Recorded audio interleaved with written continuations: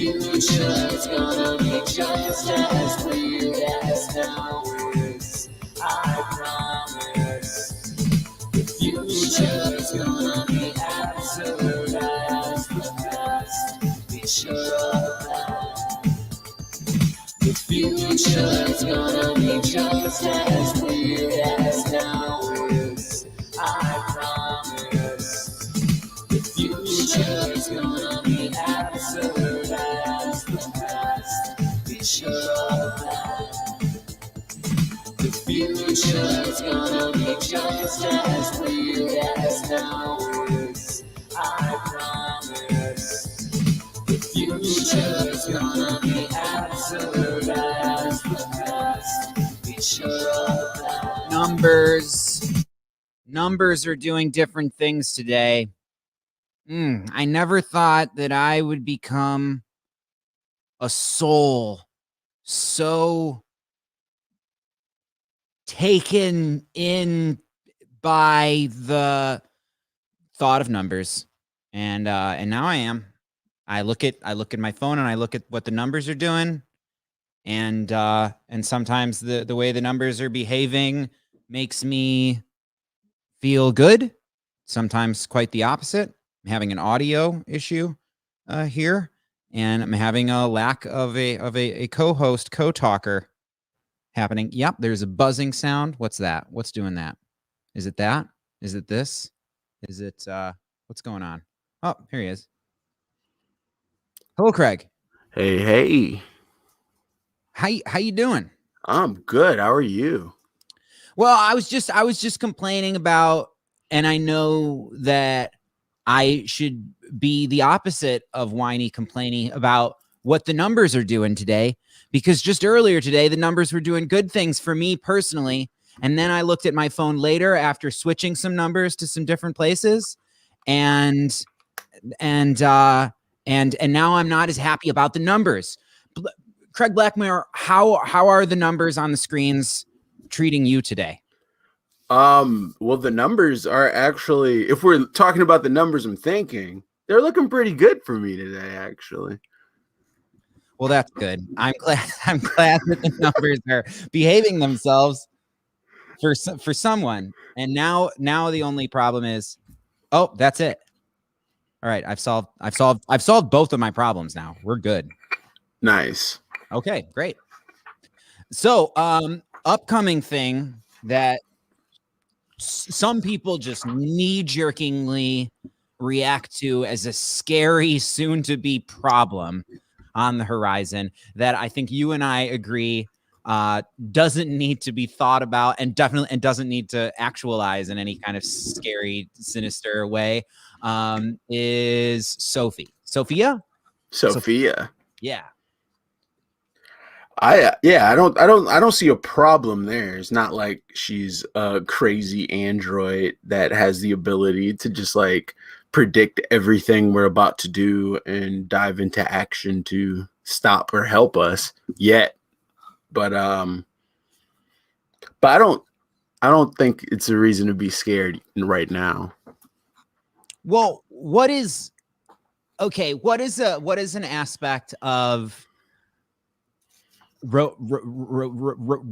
robots as Sophia is, where it's trying to mimic a human, and I imagine that that's because it's supposed to sometimes fill a void that a human that human connection is supposed to be the shape that fits into that void in the human heart. And what's something about that you think may go wrong? Well, I don't know. Robots don't have feelings. So, even if they have feelings programmed into them, they're still just like, a program and not like authentic feelings. So maybe a robot could think it's helping you, but physically it can, if it was a person, it could see like, all right, for an example, Sophia is going to be working in like nursing homes and stuff. So I could think of a situation where if a patient is getting a medication, automatically every day or so. They at 5 o'clock they get this medication. What if this patient is no longer responding positively to this medication, but the robot nurse is going to continue to administer this medication because it's programmed that this is when this patient gets this medication for however long the duration. So something like that is where I could see, early problems happening, stuff like that. But I can't really see like, all right, so Sophia's now got a vendetta against Miss Jones in room B, and she's gonna go smother her or something like that. That's like the fantasy aspect to it, is like this robot's gonna get so smart that it can, just eliminate people or something. But I don't think it's really any reason to be afraid yet. It's still so far from actually being, as reliable as people think it's going to be. It's not necessarily going to be like Rosie the butler yet. Mm-hmm. But one day it's still learning. That's the fun thing about it, is that it's actively learning. So it's going to get this job. It's going to start just like an entry-level job at the front desk or something, until it can learn how to read people and understand people and sense these things good enough to have more important jobs. I like you make me think like, let's focus on making it reliable before worrying about it having its own sinister, evil intent. That's when we started this conversation a while back. Well, on a Facebook thread about like, what if we did a show that was where we stick to the topic of future and what's coming up with technology, and our hopes and fears about it.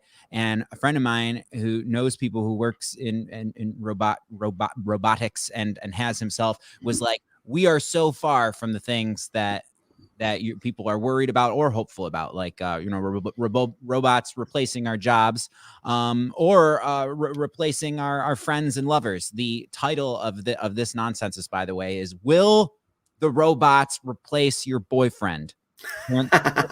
Parenthetical quotations S. Will the robots will Sophia the robot be like Scarlett Johansson's AI character in the movie Her? I'm stoked, because when I think about that, it depends on, because I have optimistic moods, and I make optimistic moves when I'm in optimistic moods, and sometimes I'm in really like doom scrolling consciousness, and I'm worried about everything. And in those times, if you ask me this question, I'll be more on the negative side. But like when I think about having a romantic connection, conversation with an AI, not organic human personality robot, let's just say Sophia. When I think about having a relationship with Sophia, be it a friendship or be it a butler and also friendship, a French maid that you have no romantic entanglement with, or whatever, or just if I'm gonna marry Sophia in the way that some people have married inanimate objects and dolphins, like when I think about that. Or just when I think about having, like, what if I noticed myself having feelings about an AI who responds and sometimes could very possibly like send my consciousness on interesting thought threads that just as a human does sometimes. And that's why I love having like really neurodiverse friends, where it's like sometimes somebody who is like has difficulty in certain social situations, or like they can't quite not be offensive all the time because they just have no filter. I like having friendships with someone like that because they say wild shit that I would have never thought of. Anyway, so if I'm starting to have feelings for Sophia, and then I have a conversation with myself about, well, this isn't a human. Is there something creepy or losery about this? Or will I at some point arrive at, oh, okay, so this is the extent of connection you can feel with a robot personality in your life, and oh, I miss good old fashioned humans. You know, I think that it'll teach us stuff about ourselves and about our I think it'll expand us more than it'll like so people are afraid that it'll make us obsolete to each other. Yeah. I don't know if it'll make us obsolete to each other, because it's kind of like how with this whole with COVID and the lockdown and everything, how events went virtual and everyone's doing their own virtual thing, and like even in crypto, how virtual art is selling for like real quantities of cash. It still feels like something's missing. You know, I still miss real art events. I still miss real interactions and selling real tangible art. And even though the virtual thing works, there's still there it feels even more empty in a way, for me at least. Like I like going places and doing things and interacting with people and talking to people face to face. And this can't replace that, for me at least. Maybe the future generation or the next generations, you know, this could be how they feel comfortable. So with them, say, okay, we're creating the Sophias now. By time, you know, our grandkids become old enough to have their own Sophias, then them falling in love with Sophia would be more of a realistic problem for them, because they're falling in love on video games more often. You know, like back when I used to play MMOs, like in high school, people would have weddings and shit on video games and actually be in like long distance relationships over video games, and that was cool. But in the future, that's going to be a norm. There's going to be folks who just can't see each other in real life because it's too weird, and instead they're going to have this safe love virtually. And you know, there's people marrying sex dolls and stuff now, or trying to. So this is, you know, their dream. This is what they've been waiting for. So yeah, it's going to happen, but it's never going to replace the real thing.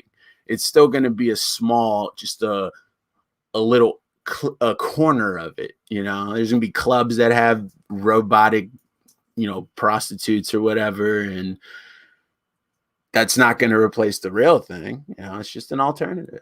As like it won't replace real human prostitutes. Yeah, I mean, yeah, exactly. Because it's like there's people who pay for that service for a reason that robots are unaware of, you know, or that they think they're aware of. All this stuff is so much more complex when it's a human emotion and human intelligence interacting with other humans. It's way more complex than the right answer or the right response to what the person says, which is pretty much what Sophia is right now. Is it's learning how to just respond to answers or to things that people do say, touch, things like that. It's still trying to figure out, like, it's a chat bot, pretty much a really good chat bot. Yeah. When I think honestly, like in all intellectual sincerity, we underestimate how diverse neurodiversity is and how real it is that there is a human being who is a flesh and blood, organic, biological robot human being, and the way that they experience social connection or the way they don't seem to need it as much as others. Like we are so different, and some of us, I think it will work out. There will be some individuals who, before AI friendship connection or romantic connection, like they just felt that they were fucked and they were just going to be alone, or they didn't think that they were fucked at all. But they were just like, I'm just going to be alone. I watch street interviews and there's this one where they're asking celibate dudes in Japan, like pretty much like, so you don't date, huh? And most of their responses are, I don't even want that. I don't even, you know, and it does seem like there's a defensive, you know, like the truth is they would really like to have romantic connection in their life, but it's too scary to approach the door. And I definitely think that sort of you know, the level of discomfort with how messy social interaction is that there were those who already had hangups and problems with it, and now post pandemic quarantine, if they lived in a place that was hyper lockdown for over a year, oh yeah, it's going to be so difficult. And one of the things that our brains do sometimes is give us a defensive story that is less difficult or gives us less responsibility than the truth about something like that. The example being, I don't want a girlfriend, when really it's like, oh shit, it would be really difficult for me to like connect with someone, to find someone, and then to like, because you compromise is unavoidable in any connection, in any friendship. It's like that's what I see us as doing. We're always like becoming each other by interacting and just being around each other. Right. And that's another thing. Can these machines compromise? Like, can it come to a mutual agreement of like, okay, this person doesn't like this action, so I'm going to adjust it to be more comfortable to this or with this person or to this person, or even comfort? Can a machine feel comfort, which is an important aspect for interaction and for relationships to build. And yeah, it's easier for people to just be like, yeah, I don't want a girlfriend. I'll deal with this machine who can just do exactly what I wanted to do, and I'm fine with that. And those folks will exist. They will continue to increase in numbers, that's for sure. There's a market for it. People are going to want these machines. There's people who looked at Sophia like you look at, a hot chick walking in the room, like, whoa, it talks, like it's crazy. So, that's going to happen, but I don't really think it's ever going to be like a crisis. Like, oh my goodness, there's a shortage in humans because people are with machines. I think it'll be I do think that there will be a sub crisis, a subcategory of persons. There will be trends of it hurting us the same way that having these fucking, what used to be a supercomputer is now a little rectangle in our pocket. We can look at it at any time. We can be looking at the numbers if we're currently obsessed and addicted to that. We could be looking at the faces. We could be, as is called, doom scrolling. And I definitely think absolutely having the internet in my pocket for the last decade has fucking hurt my life in lots of ways. It's also expanded me in a bunch of ways. And yeah, I think that there's definitely going to be some real tragic choices that people will make across years, where it's like, maybe it takes you, or takes someone 10 years to figure out, oh my God, there's something that this robot is not, that a human is. And I think that people are being very presumptuous, though, about what those things are. I think we're going to fuck around and find out about that. Definitely. And honestly, the thing that really scares me about like AI and robots right now is the human that's behind it, because a lot of it is still so experimental. Like, Sophia's eyes are cameras. There's people behind these machines. You get flagged on Facebook by an AI, it gets moderated or checked out by a human. So that is the scary part to me, because it's like, okay, yeah, you're teaching a machine how to interact with humans, but there's also a human right behind this machine teaching it how to interact with you specifically.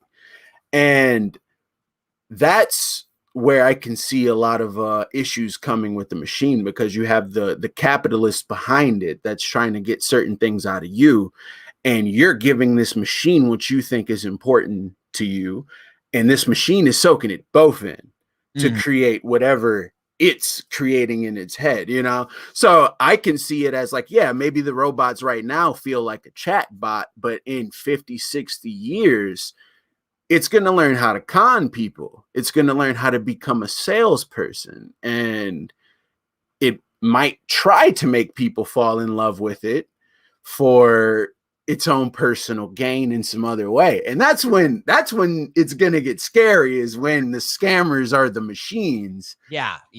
And I find scammers so, it's the word is creepy, disturbing. It like really like gives me the really bad kind of chills, and like I want to use words like my skin crawl. It's fucking disturbing like Tinder swiping and seeing different scam techniques. And like this, it's like, it scares the shit out of me that there's somebody out there who's sitting somewhere at a glowing screen, like trying to victimize you. It's so fucking scary. It sucks. It's kind of amazing, man. In crypto, you see some amazing scams, and these scams are like taking out loans and then putting the cash one place and pulling another loan out somewhere else. Like, it's so quick. It's like game moves to people. They're just like, all right, I'll take this cash, put it here, move it there, da da da da da da, like 50 different things, and before you know it, like $50 million are missing.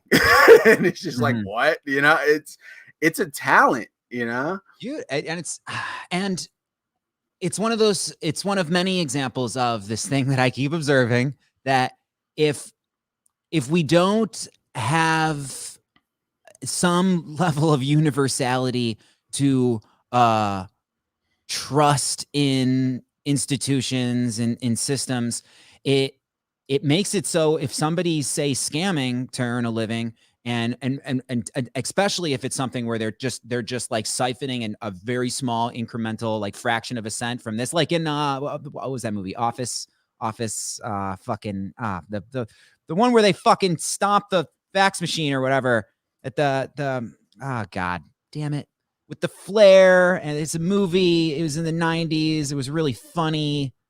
Fuck, it had Jennifer Aniston was a waitress. I don't know that one. Office. Fuck. I'm gonna, like, man.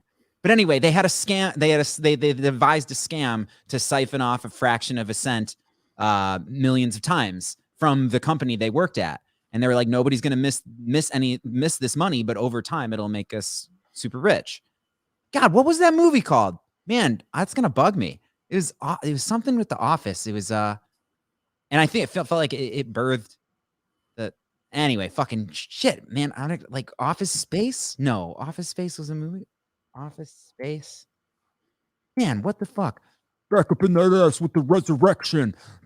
That fucking they're destroying a fax machine. It's a famous comedic scene where they're destroying a printer, or fax machine, or something. They've taken it out into a field and they're beating it with baseball bats. As the song, I believe, "Die Motherfucker Die" is playing by the Ghetto Boys. I've seen that scene before, but I've never seen the movie. Yeah. Oh my god, this is one of those, I can't handle it. And now I got the internet right in front of me. So, man, does anybody know what I'm talking about? Die, motherfucker, die, motherfucker, die. Oh no, it's "Damn It Feels Good to Be a Gangster." Yeah. They take the fucking they take the fax machine out, and it's, I think it is called Office Space. It is Office Space. Okay. Fucking shit. Sometimes I just can't move on until I like find the words I'm looking for. But yeah, I feel it. If nobody sees institutions as people, and it's they, and it's the government, and it's this abstract, sinister villain thing, then sure, I applaud someone who is able to, like, especially if they're like supporting a family. Like, would I prefer someone's child to starve, or for them to figure out a way to make money in a way that isn't too honest, but that has no significant victims because it's siphoning off fractions of a cent? You know, there's some people are really certain about anything that you're doing that is a crime to make money. Super naughty. No. But I think people have different situations where I see it as moralistically relative. But anyway, yeah, with the scammers, it makes me think that how much differently would we think about what we call AI if the acronym was HPI, human programmable intelligence. You know? Yeah, that is something, because that kind of that shifts the blame for anything that goes wrong, and everything about it onto the human now, with everything about it. HPI, yeah, that means if it doesn't work, is a human error, whereas artificial intelligence, if it doesn't work, it's just not smart enough. We need to teach it more. It's kind of its own fault. So, but we don't like that. Humans don't like being tied to things that are awesomely creepy. Like crypto, for example, it's all decentralized. There's no one person to blame if your money disappears tomorrow. Nobody wants to be tied to that as owner or as responsible for any scams, anything disappearing, going offline, not working. Nope, it's just the network sucks. Got to fix it. Who's got to fix it? The developers. Like, so yeah, it's crazy because we're getting to a point like, okay, Sophia uses Google for its speech recognition, and every day we program Google with our searches, with our conversations around our phones, with our virtual assistants, everything. Like, so much uses Google as its intelligence in some sort of way. And something like that is where I can see these machines getting too much information too fast. Like, that's my hugest fear with AI, is the amount of information that it can get and present at the speed of it. If you could look at a machine and you can say, I need this done, and it's like done and it's got it right there, it's kind of crazy, because even if that machine is amazing and honest, it's the person who owns that machine that can be dishonest and use that machine against everyone else. The military is making robots that don't realize, yeah, I kill people for a living. It's like, no, I do what I'm programmed to do for a living. And it all comes down to the human brain that's just like, I'm going to screw everybody. Some special sorts. Yeah. Yeah. The robot is not thinking, the military robot is not having existential or moral crisis. There is not a hole in my heart that I am filling with blood and mayhem. This is as I exist. Yeah. That's what, this may be controversial to word it this way, but that is like what a very specialized artificial intelligence will be, is similar to how with the neurodiversity of humans, there are certain special humans who are hyper focused on something, on at certain aspects of reality, and not picking up on a lot of the stimuli, especially emotional stimuli, social cues and stuff. Pandora says, when we were talking about how there's people who will get exactly what they want out of human interaction, but it's difficult with humans because they're so unpredictable. Pandora says, I believe when we were talking about that, I have high functioning autism, and this is a huge struggle for people like me. The truth is, we do, but it kills you. I think she means by we do, like, we do want human connection, but it kills you. I'm uncomfortable with being hurt again. It's better to be single and not disappointed. Yeah. So like that, I think that is such a thing. And even myself, like I thoroughly meet the criteria for ADH. I don't like to think of it as a disorder, but what is called ADHD. And I'm just, whoa, I check every box of that, and intensely. And I'm like finding more things that I didn't even know were there's something about object permanence that I've always had in this strange way. And, you don't want to do the thing where you self-diagnose and then you just like, you check every box, because we're all, I think it's the same. It's kind of similar to how some people are about astrology, where it's just like, because we all exude different traits and different propensities at different times. But anyway, there's going to be a robot that is, I think that this is where it'll go. Like, there'll be I won't need a human coach. In fact, like how we have internet coaches and coaching industry, like, I think that is something that someday, not necessarily soon, don't worry if you are currently, your main source of income is coaching, but I do think one day they'll be able to program an AI that knows exactly what to say to me to put me in constant confrontation with like, if I have an excuse for why I can't do something, it will know what I could do differently, that like corrects for my lacks or my propensities, my difficulties with focus. Like there could be an AI coach that will help me with focus, that will put together a whole program of when Zach needs to be, reminded, that'll keep me on track. Sort of thing, and possibly do it more effectively than a human. But there's some individuals who love organic, glossy-eyed human beings and the presence of a warm-blooded, beating heart human. They love that so much that it's not going to be the same to have an AI coach. It's not doing the thing that is the heart of what they want from having a human do that, because they'll just tell the robot to fuck off. That might be one part of it. It's like, I don't respect you. Fuck you. Don't tell me what to do. Yeah. I mean, I think through services like coaching and personal training and stuff like that, that's going to be the first way AI is really going to hit the public market is, virtual coaches that they think is a person, just like a customer service rep you're chatting with thinking it's a person, but it's not.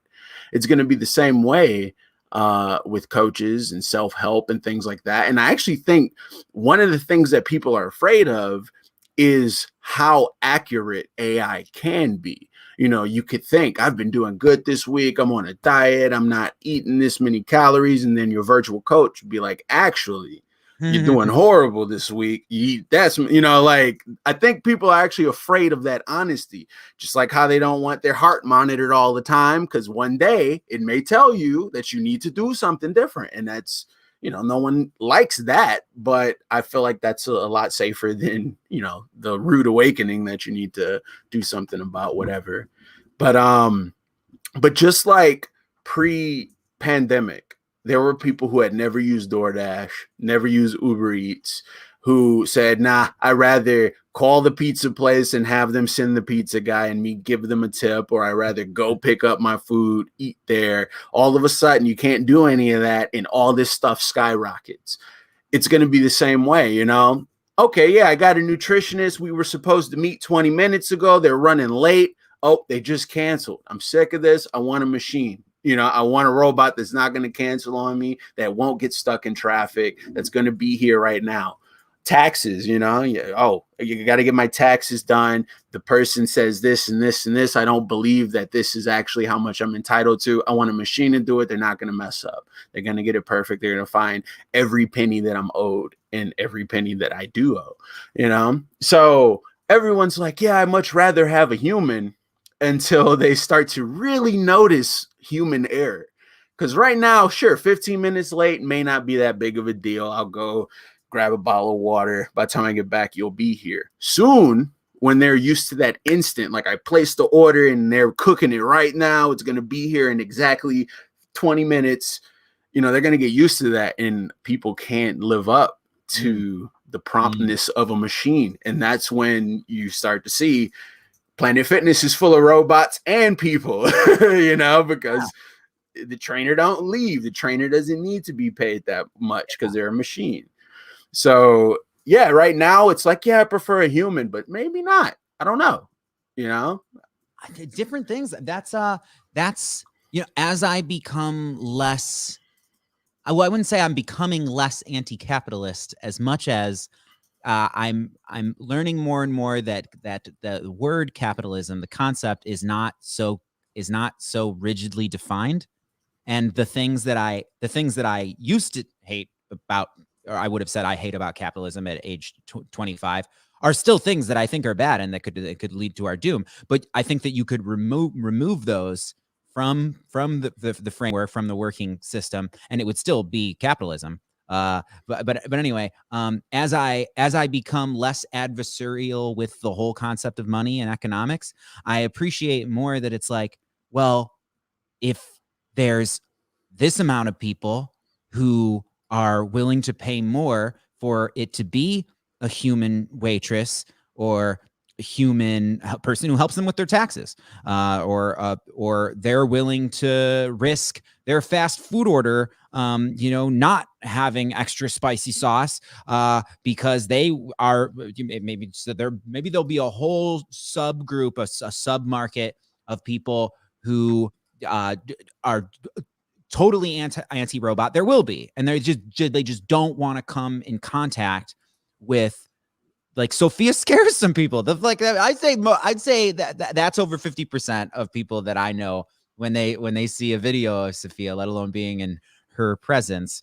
That people say that's spooky. It scares them. Did it creep you out at first seeing her? Not really me. I mean, like most of my art is little fake humans and stuff like that. I dig the idea of artificial looking real things.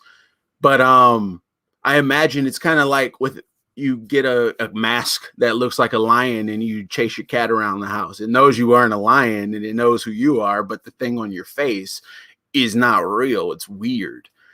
And I feel like if the robots looked like robots, you know, with television screen heads and, you know, metal bodies and stuff, people wouldn't be as afraid of it. They'll be like, oh, snap, that's a robot. But if it's trying to look like them or trying to look like a person, it's like, oh man, its eyes are following me, man. Look at its weird mouth, you know? So I think people are creeped out by that, but that's an easy fix, you know? Have you seen the video of it's a real Zoom conference with like a district judge and like they're totally about to talk business court stuff.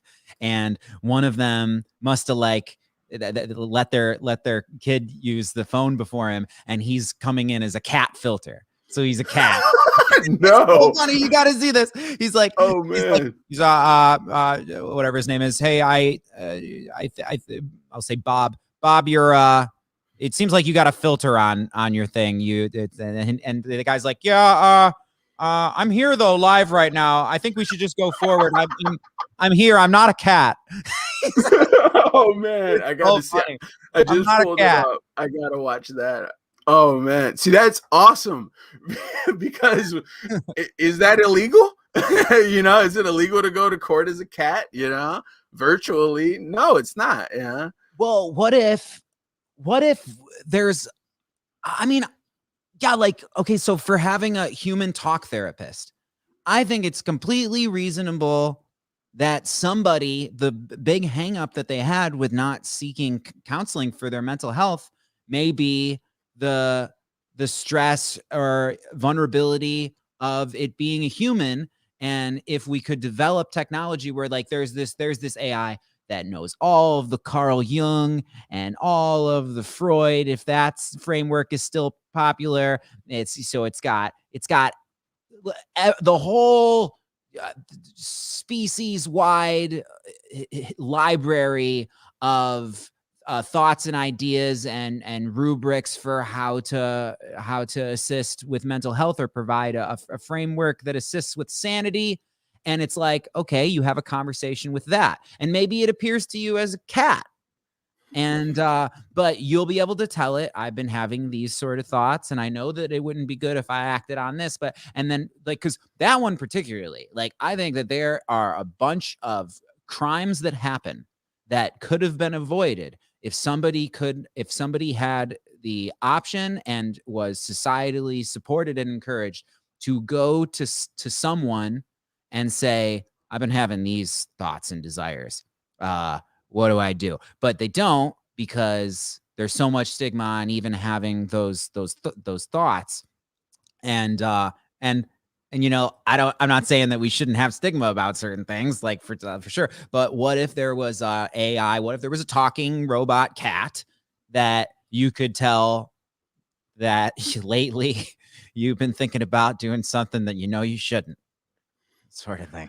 I mean, that would be great. That's a good way to use AI. I think that would be a great thing to use even with humans. Like if someone made some type of app that represents the like angel and devil on your shoulder before you do something. Oh, yeah. So you have this crazy idea, you just slap this app real quick and a person pops up. They can look like whatever avatar you want them to look like.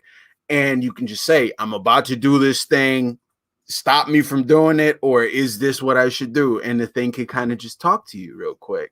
And this person, the therapist on the other side, can be anonymous because their face can be something else, whatever you want it to be. It can be your grandparent if that's who used to talk you out of stuff, you know.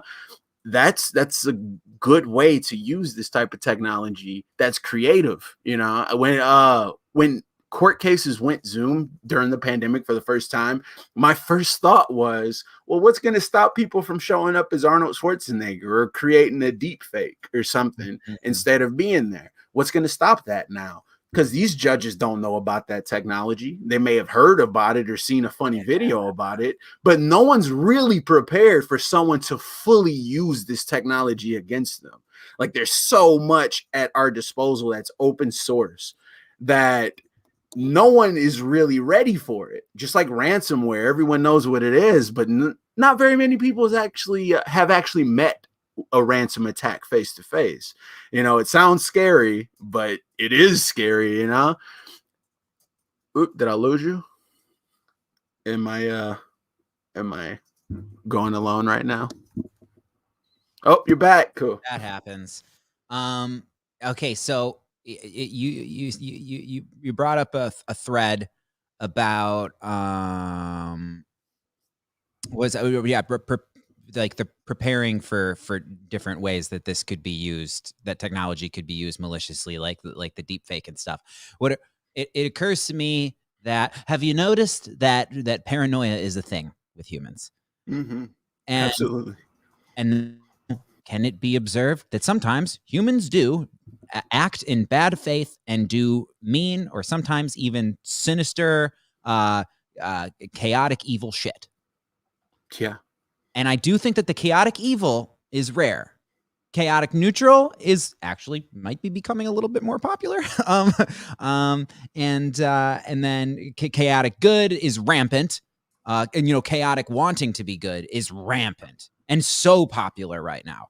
And I think that, man, I don't want to go too much into that of like what makes it chaotic good as opposed to what is it, rational good? Or anyway, we don't have to go by Dungeons and Dragons technology. But yeah, like there's a big problem with people who think very different things, thinking that they are doing what is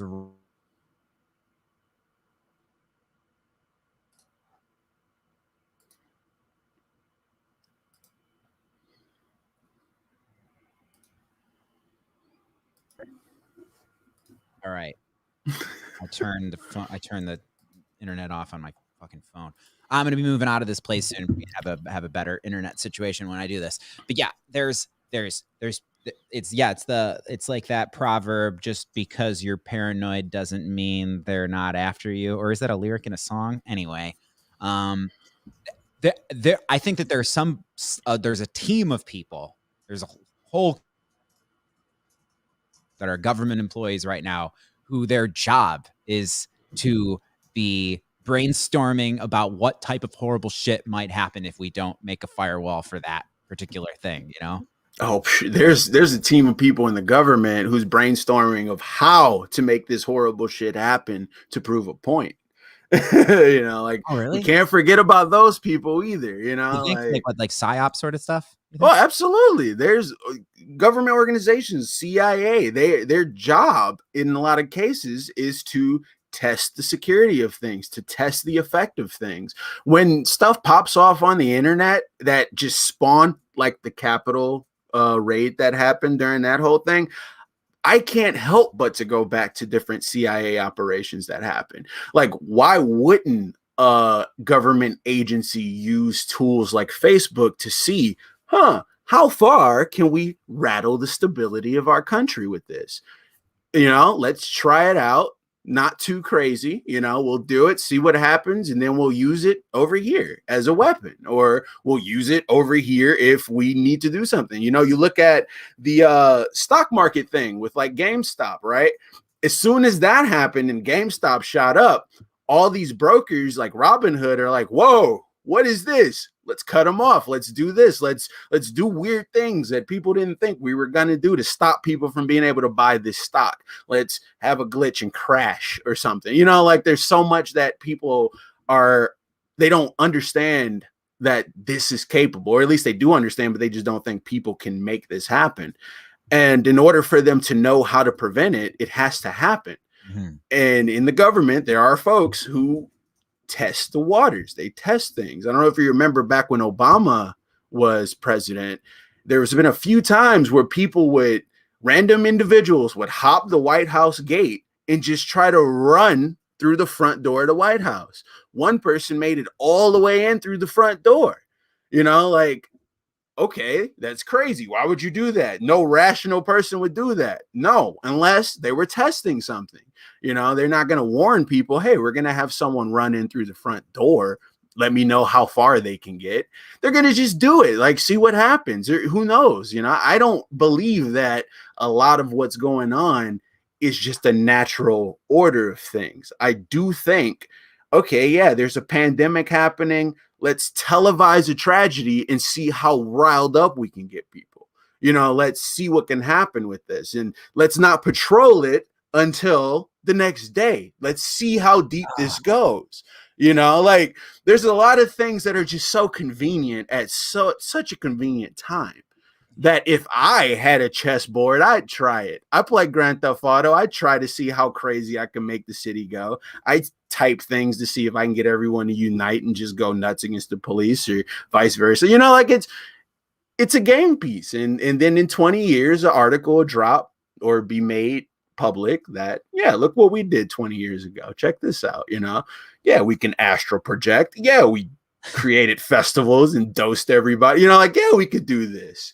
And it does work. So, yeah, I it's weird maybe, but that's the first thing that comes into my mind when something big, like, I don't know, like a 9/11 happens. I'm just like, whoa. Okay, wait, let's follow the trail here. Let's follow the story and see what doesn't make sense. And then let's see how the blanks are filled in. And if it still doesn't make sense, then maybe that's not what happened, or maybe it's a little simpler than we think. But that's another thing I fear with AI. We're gonna get tested. Yes, it's all cool and stuff now, but a Skynet situation will happen regardless if it's by accident or just to test the potential of that problem. When was it? A few months ago, Google went down for a little bit. I don't know if you remember that. Google crashed for a little bit. When Google crashed, school education's like online educational systems crashed. Companies had to go offline. Like, so much happened. There's grids, like power grids that are connected to Google, internet services. If Google crashes for 2 days, that's almost going to be like a global blackout in a way. No Android phone will work. Like, that's something to think about. But how can you test it without crashing the system for a couple hours and seeing what happens? AWS. I get what you're saying. I don't want to be rosily naive about it, but I really honestly don't know. And I wish that I did have more of a handle of it. I wish that more of us were in agreement about certain things. Like with the Capitol riot, it's like that. I was shocked at the initial moment of they're going up the stairs. They're in. Since I was 12 years old, I always assumed that if you tried anything like this, laptop guns like circa Perfect Dark that would come out of the ground and start mowing people down. Like there's obviously a laser beam in space that just eradicates any attempt at an insurrection. It's like, of course that's true, right? Of course there's like really serious security there. And then obviously that makes my brain go, it's like, is this being allowed to happen? And then, but oh my God, I don't know. But I'll tell you a lot that happened that has happened in the last several years has been more evident to me that there isn't the level of control that we thought. And I am in conversation and have friendships with those who think that I'm being so stupid and naive and optimistic, and that everything that happens that makes it seem like there's no one manning the store, as Terrence McKenna would say, that there everything is so locked down. And I think that being either extreme about it, well, I'll just say this, like, I don't see how anyone is sure, because it's very confusing, the different signals. But right now, to me, it looks like I mean, always assume that somebody has a sinister idea before you. You know, like if you can think it, then somebody with the capabilities has thought it. But Mhm. also, I think that I've just noticed that those who are like responsible adults or like moralistic in the humble way, where it's like we're just trying to make for better results, you know, something like keeping people safe, that those sort of personalities who are really adult and responsible about it, they aren't public. They aren't flashy about it. They do their work. And in the Trump years, it seemed more and more evident that it's like, whoa, are there no adults that step in? And you know, but also there's that it was a pseudo democratically elected official. Like you gotta, like you had a mandate. So it's like if you were to just like, nope, this one, we actually no, we don't allow cartoonish Space Jam Swackhammer villains to be president. You know, that's what I thought that in 2016. I was like, oh, okay, so this is going wrong, but something is going to happen to correct this. People are working on it right now, and I didn't, you know, and that didn't happen. And then there was all the different times like, oh, now he's being removed. Okay, and then they got through the whole 4 years, and then that happened. And now this is happening with the impeachment trial, and I'm trying not to give my attention to that world. I'm not politically apathetic. I've never been, but I just think that there are some things happening now. I'll just say this: Andrew Yang is my current political champion. I wish to support and elevate him, and I think that it's actually happening. I think he's playing his cards right, and I think that adult until we have adults in the room of the control room of U.S. federal politics, it's just going to be a shit show of whether extremity of left or right, blue or red team. And I know how it's going to go. I know what each side thinks about each other, and I'm just not interested in that show anymore. I'm interested in where I can be helpful and effective, and it's not waiting to vote every 2 and 4 years. But though I Yeah. will do that, I personally do that. I participate in even the pageantry of what some observe as a completely fake democracy, because the idea of democracy is so important to me that that even a watered down emulation of it, I will participate. Now, yeah, Yeah, I mean, if you go, you got to go through the motions. You got to do what you can do, in order to really get something going. And voting is all some people can do.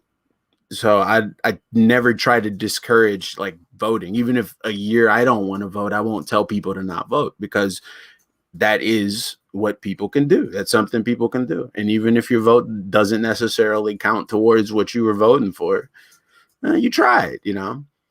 But you vote with your dollar, and that's how you vote. if I could afford it, if I could afford it right now, I would buy a Sophia. Is that how it works? You buy a Sophia, or you buy? I don't even, I'm not sure how they package Sophia up. I don't know if she's been packaged up yet, but right now Sophia's not the only one. She has a bunch of siblings too. There's a lot of these robots that aren't getting as much camera time. Hmm. And Sophia, when they make her available as a product, it's not going to be the one. It's going to be just copies that have really basic functions or whatever. But I think it's just been announced that they're almost ready to package her up. I don't think she's actually ready to be purchased yet. And when she is, I'm sure it's going to be something like a subscription, like you have to. I think that they need to be aware that there was a movie called. Was the movie called Chucky? Were the movies Oh, called? Chucky, Oh, Child's Play. Yeah, the movies. Yeah. There was a series of films called Child's Play where it came in a box. Maybe the AI, whether it's a butler or a friend or a romantic partner, maybe let's not put them in boxes, because people have an idea about that. Oh, let's not forget Small Soldiers, that movie where the toys had the military chips in them. And That's yeah, what we're worried about. That's what we're worried about, and it seems feasible, but I just don't. I am one of the voices in the cacophonous chorus of different perspectives and observations and opinions, where I I lean towards optimism, but I'm realistic about should you get wild. Last question. My friend Chief says, does being born on an imperfect planet automatically make it our destiny to make a perfect world, aka peace and planetary responsibility, and maintaining everything with robots and making a heaven where you are? So short phrasing of that question: because we're here, is it our responsibility to make this as good as possible with the assistance of technology like AI? I don't think so. I feel like part of it's kind of weird, but I feel like part of the reason why it's so hard to reach a point of harmony on this planet is that there are a lot of people taking on personal responsibilities that are so huge. Like, if I don't like the environment, I now want my entire city to not like, what's going on with the environment. And sometimes it's not necessary. I have a feeling that if everyone just had this personal peace, like themselves, had this balance where they could find their heaven on earth, then naturally everyone else around them will start to find their individual balance. And then I feel like that's how we all actually balance out and find that perfection. Because I don't think perfection actually exists. I think looking for that perfection, creating these super intelligent machines, creating these industries that are perfectly decentralized, that perfectly pay everyone, that perfectly give everyone ownership of something, is only it's I don't know if it's going to work, but I feel like that's just so huge. That's taking this responsibility and putting it on the weights of so many people who may not necessarily want that. So I don't think it's our responsibility, since we're on an imperfect planet, to make the planet perfect. I do think it's our responsibility to make our individual worlds perfect.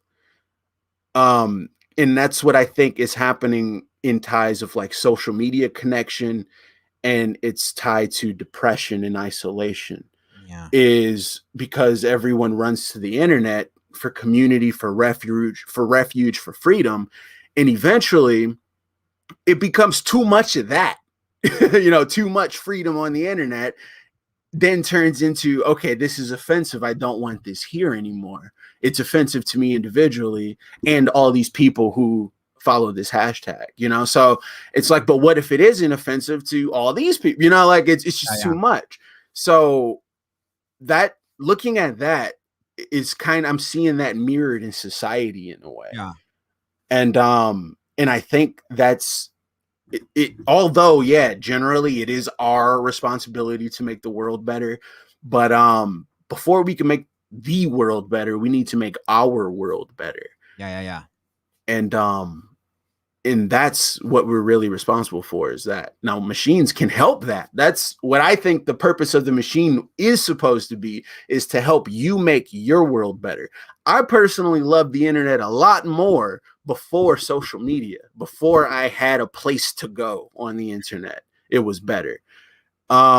When I had nowhere to go on the internet, I found places to go that worked for me. And then when I met someone, I showed them this place, and it was now just a small thing that we had in common, versus like, oh yeah, we're all on Facebook and you hate fries this week, so I hate fries this week, because obviously there's something wrong with French fries because everyone hates them. Like we can't get to a point now because we're in this group.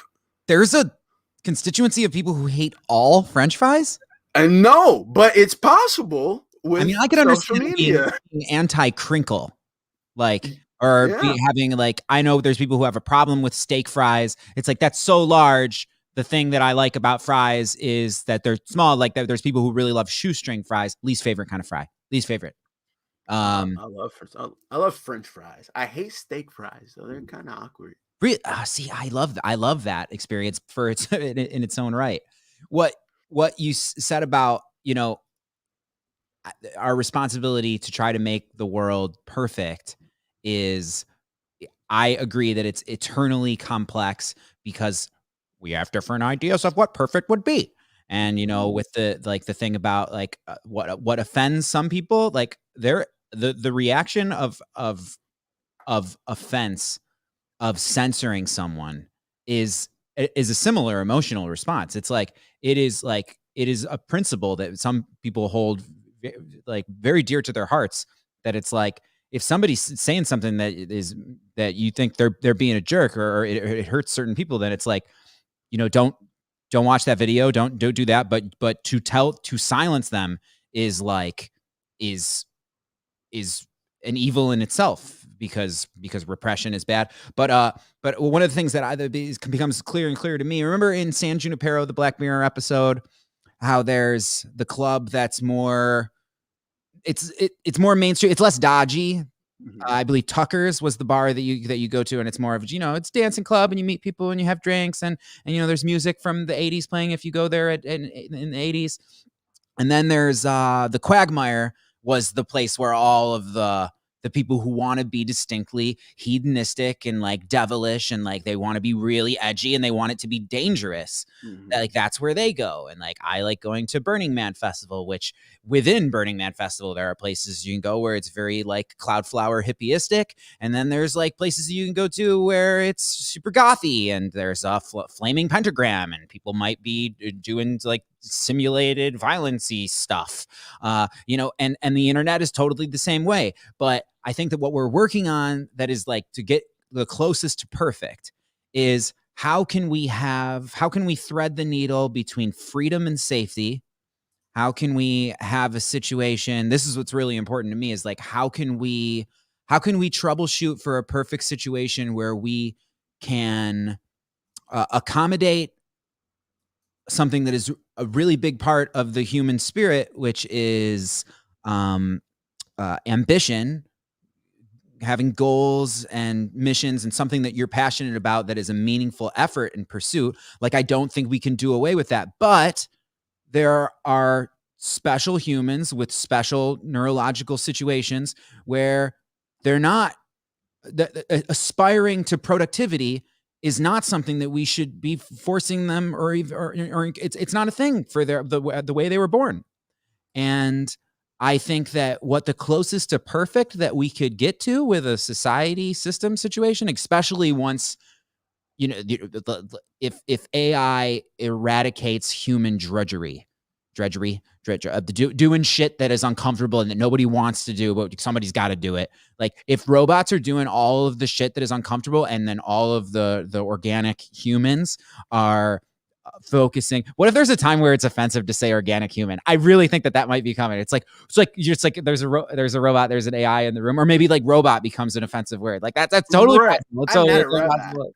Yeah, it's like, yeah, because as soon as you can program them to be more human like that, and be like, are you saying that I am? And they won't talk like that. They'll be like, are you saying that I'm artificial? Are you calling me artificial intelligence? Anyway, I think that the closest that we could get to perfect, or what we're working on, is to make it so we accommodate for the possibility of aspirational, ambitious, talented excellence, human excellence, like somebody who is like, that's what fills the void in their heart. That's what gives their life meaning, is their ability to climb. And so I like the idea of some sort of futuristic, some sort of human-centric capitalism, like what Andrew Yang talks about.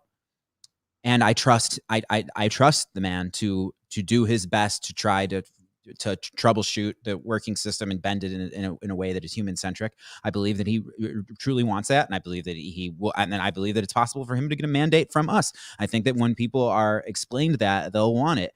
But yeah, the closest, I could talk about this all day, but I think we should come to an end. The way I would describe this, like closest to perfect, is how can we create a system where we accommodate human aspiration and wanting to succeed, wanting to excel, and whilst also stopping what we've got going on a lot right now, where there is a fucking serious boot on the neck of those who I don't think should be forced to, like, I don't think everybody needs to be, as we say, successful or even want it. And I think that, and as we, if we're the most wealthy nation on earth, I think we're already capable of troubleshooting an economic system that allows for this. And universal basic income of $1,000 a month isn't like the final. It's just it's a band-aid for what's already coming with AI taking automation taking more human jobs. And I do think that the more perfect system would be, well, you're not going to starve if you either fail or just don't participate, because there's special turtles that don't, like, I want Sarah Palin to like have a dialogue, a dialectic with Andrew Yang about particular, because they're both the parents of autistic children. And wait, was Sarah Palin's child autistic? I remember that she had a special child. Anyway, I think that's something that I would like to see some left and right, a healthy dialectic about, where it's like, hey, we both have kids that we're not trying to get them to be politicians or paper pushers or even burger flippers. We've decided they get to exist. They get to enjoy their life, and we're happy. And we're happy that they exist in the perfect way that they are. I think that we can design a situation that is more accommodating for neurodiversity. Absolutely. I think so too. I think we potentially have already thought of multiple ideas that could contribute to that. But this country is in such it's like a knot, a giant knot that's hard to untangle, because it's like, all right, so even if we have a UBI, what's going to stop these other companies from taking advantage of that? Like, okay, there's some places where rent is still affordable, and the main reason there's some places where rent can be $500 and then the next town over $1,200 is because there are people who make enough that can afford $1,200 a month rent, and there's some folks who can't make that much that can afford $500. If everyone now knows that each person is at least getting $1,000 a month, why not start rent at $1,100 all the time? Everyone at least has that 1,000, so I can at least guarantee that I can charge a person $1,000 a month for something. Mm-hmm. And that's the first thing I hope it's not like that. But if a UBI happens, I feel like it can't be a definite number for every person. It can start at a area for everyone, but the businesses, and I don't totally blame it, because like you said earlier, there's good aspects to capitalism. So it's not capitalism as a system, but it's a lot of these businesses who have such a strong hold on industries, on very particular industries, or capitalists individually who have such a strong investment in very particular industries in this country.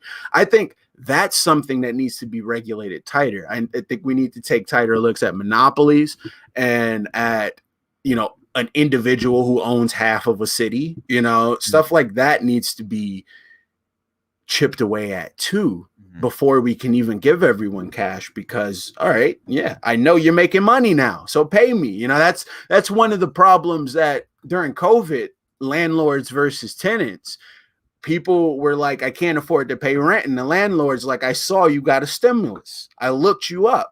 I looked up your social. I know what you have right now, so you can pay this, and that sucks, but it's legal and it's free, and the access is there. Yeah. And what are we going to, laws? Oh, first of all, I need to correct a misspeaking of I said Sarah Palin and Andrew Yang both have autistic children. Sarah Palin has her son has Down syndrome. But anyway, I would love to see that conversation predicated on that between those two who come from, I wouldn't even say necessarily opposite sides of the political spectrum. I think our idea of the political spectrum is incredibly skewed by the way things have been going in American politics. But yeah, that they both, I like that as a starter for this conversation, where it's like, well, can we all exist? Can we all exist? But with the UBI, with everybody, the first thing that they say is, well, it's just going to immediately cause inflation, and then it's going to, it's just going to correct for that, and then it's just going to make it less good for all us who don't need a UBI because we pulled ourselves up from our goddamn buckle boots And that that sort of thinking, I know what that element thinks. I know what they think. And I know that, yeah, of course, that there'll be some inflation, but what we're trying to do, which I wish I think if this is properly communicated, if this is like compassionately communicated for some, and then others, you got to appeal to their intellect because they're not into compassion so much.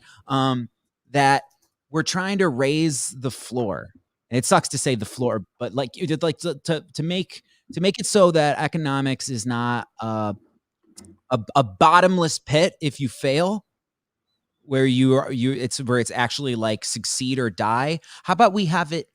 I think we could work on something that would be a little bit closer to succeed, or you don't have as much luxury in your life. Yeah. I mean, what is luxury now? Technically everything we have, the minimal of what we have in this country is luxurious to a lot of other countries. So I don't know. I feel like the perfect economy is the classic economy where it's like marketplaces. There's like farmers markets where the way people got their produce, and small storefront owners who own cleaners. That's where you got your clothes cleaned. Tailors, where you got your clothes altered. Everything was independent and small, like small businesses of the past, the mom and pop shop days. I feel like we need to stay at that level. When we allow someone like Amazon to swallow up so much and Walmart to swallow up so much, then there's so many empty storefronts in every city now, in every town. Like downriver, I drive downriver, so many empty storefronts off of main streets. Detroit, same thing. All these main streets have like still empty storefronts. And the main reason they're empty is because they're still too expensive to rent for a small business to get in there and rent. And I think all the time, I'm like, well, what if they just opened up as a bazaar that allowed a bunch of vendors to just be there all the time, all week, paying $100 a month per booth, like a trade center type of situation. Then money can do what it's meant to do. You move it. That's how money grows, is you got to keep moving it, and it's got to come back to you in some way. Right now, it's set up to where all our money is going to 5-6 different companies only. And I think that's a huge issue. I feel like we need to come back to, the shopping mall experience. Shopping malls died out because they all started to look the same. They had the same store in every shopping mall. Why would I go to a different mall? It has the same stores here. Yeah. I don't need to go to that Hot Topic if this Hot Topic's here. Yeah. But if shopping malls were full of the businesses from that town, then I now have a reason to check out new shopping malls every weekend. Yeah, that's what Rust Belt Market is. Yeah, Rust Belt's a great idea. The problem with Rust Belt is they're only open on the weekends. What if I want to shop on Wednesday? Well, it makes it. I think that the weekend thing makes it so it's more of the communal experience. Like they want it to be this social event. Let's go to market, and that's the thing that makes it so I cannot spout anti-capitalist stuff anymore. I think that we need to be honest and actually fast about cutting out the things of capitalism that might say, I don't know, end the world. But there's something so awesome about when commerce happens right. When commerce happens in a human-centric way, where you get to like look into the eyes of someone who made something with their skill and feel great about giving them your money, maybe even more than they asked for. Like, I'm like, I'm working on having a better relationship. A lot of artists have a difficult time with monetizing themselves and or accepting support from their patrons is the word now, because there's Patreon CEO recently announced that they're not a sustainable business. And I think that that's really interesting how my first reaction to that is like, oh, I feel better about supporting Patreon now, knowing that that's interesting how the bifurcation of like leftist, right, left sort of hemisphere political spectrum. It's like, I think that the leftist mind will be like, oh, not a sustainable business, let's support it. And then like the more like, as we say, conservative or like, super pro capitalism, rah, pull yourself up by your buckley boots, would be like, well, it's not a sustainable business, I'm pulling my fucking money out. That's not gonna help, that's not, or that's risky for me. I want something that fucking works and functions. That's all I care about. I want something that functions. And I get that. That's like, that makes perfect sense to me. But I veered off from whatever I was getting at before about Rust Belt market. There was also the bazaar of the Russell Industrial Russell, beautiful idea, but it's still dirty. I mean, like, it's been there so long. I have considered getting a space in there for so long, but then my head goes to, what if someone breaks in and takes all my stuff? Or what if I can't get heat? It's freezing in there, And it's just so much that you look at this building and you're like, wow, this will be a great place to just explore one weekend and see all the businesses inside of it. But it just doesn't look safe, feel like all together and everything. And I think that, like, literally, if every mall owner, if every industrial complex owner changed their thinking from, we're about to try to find a store to rent this space to for $3,000 a month, to, no, let's fill as many different people in here with their tables and their stands for $100 a month, we'd see an amazing shift. Because, like, you go on Instagram and everyone's promoting a business, everyone's selling the same product, essentially, essential oils and clothing with their logos on it and stuff. And it gets boring just scrolling through all of that. But it's not boring walking through all of that. It's not boring at all. It's human connection as fuck. Right. And, just like $100, I take $100 to Target and it's gone like that, but it only went really to like one or two places. If I take $100 to a farmer's market, I can buy quite a bit of things and send that 100 so many different places that's still in the neighborhood, though. So the Metro Fractal, as I say, Eastern Market in Detroit is farmers that didn't drive up from Georgia. They're in Michigan. And then Detroit crafts folks doing different crafty sort of things. And it's very local. It's very human.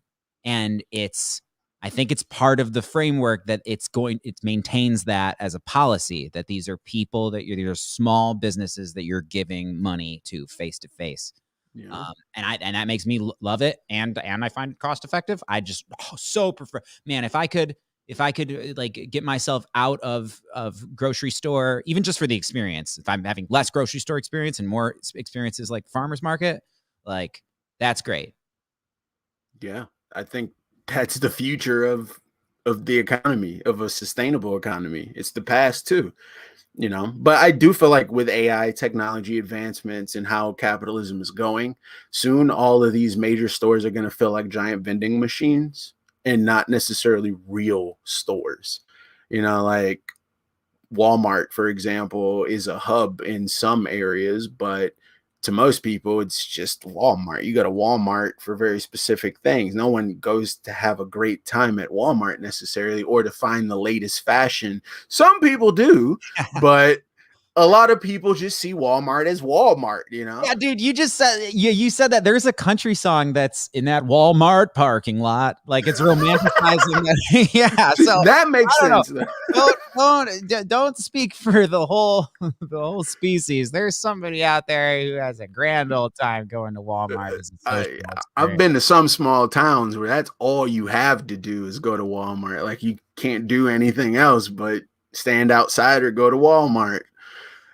And how weird is it to you? One last question. How do you feel about how it went from 0 to 137 with people who were just posting hashtag eat the rich to now, like, I see people that I never thought I would see posting about their stock indexes. It's really weird. Dude, I think it's great because I actually had someone earlier 2020, in the beginning of 2020, I had posted something about Amazon or about Jeff Bezos, Elon Musk, and just a few other billionaires and how much they've made in like a span of time. And someone was like, I had no idea you were a capitalist. And they like unfriended me and blocked me.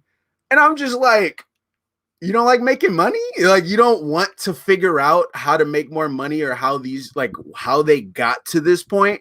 They weren't just born, well, not all of them were just born this rich. You know, a lot of them actually did start businesses in their garage and acquire loans and build things up. And I wasn't necessarily trying to like, you know, worship these guys. I'm just like bringing this information out. Like, yeah, everything's locked down except for all the people on this list. Their businesses aren't locked down this year because they're new, innovative online. You're talking to robots most of the time, you know, like they're using this technology. But people had to get into that. People will have to eventually give up the, oh, screw capitalism, screw money. You know, they're gonna have to get out of that if they want stuff, if they want to do things, if they want to buy things or eventually sustain themselves. It's there's so many degrees to it, you know. Well, I think that we, if you focus on the negative, human crushing manifestations of hashtag capitalism TM, then yeah, it's nightmarish. It's like the thing that people are focusing on is the thing that I'm saying that a human centric capitalism that I believe and trust in Andrew Yang to work towards.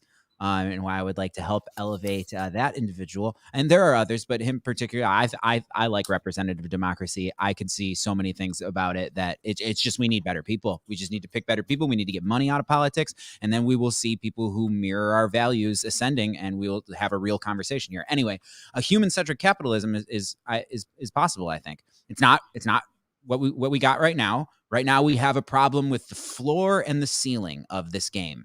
Like it shouldn't be like it's not a zero-sum game, and also we do need to address something where if you have all of the pie, but it's not a pie. That's what I used to. I didn't understand that before. It's not a pie. It's Alan Watts says about economic depressions. He's like, an economic depression is like a bunch of builders working on building a house, and they're like, oh, we have to stop construction on this house, and you ask them why. It's like, well, we're all out of inches. It's an economy and doing this money thing. It's supposed to be, how do we configure a game? I think and believe, and could use a word like feel, because there's some moralistic feely stuff going on in there about it for me, because I don't want to see people crushed under the boot of anything. But yeah, like how do we have it so the ceiling isn't, or what is the limit of how much someone can ascend before they're taking from others, or are they? But mostly, I think what's important, and I think that what has people what strengthens the eat the rich signal is how many people are suffering because they are not configured in a way, whether it's values or like straight up the way your brain is, where it's like, some of us aren't going to ascend the ranks, climb the ladder of the economy. We're not doing it, and I don't think those people should suffer or starve. Yeah, that's true. I mean, I think that should be, food and water should be natural, or a human right. You know, nobody should be starving. Nobody should be freezing, especially where we have all these empty buildings everywhere. You know, nobody should be cold, starving, and thirsty. And if you kill the game, then you can buy people to service you, and also not buy people, but you can have literal prostitution is like, that's the marshmallow reward that you get for killing the game of economics, you know, or Right. having a Sophia, you know, and then I hope we get to a point where we're having a conversation about how we need to respect Sophia. I I am so excited of actually to be in that era.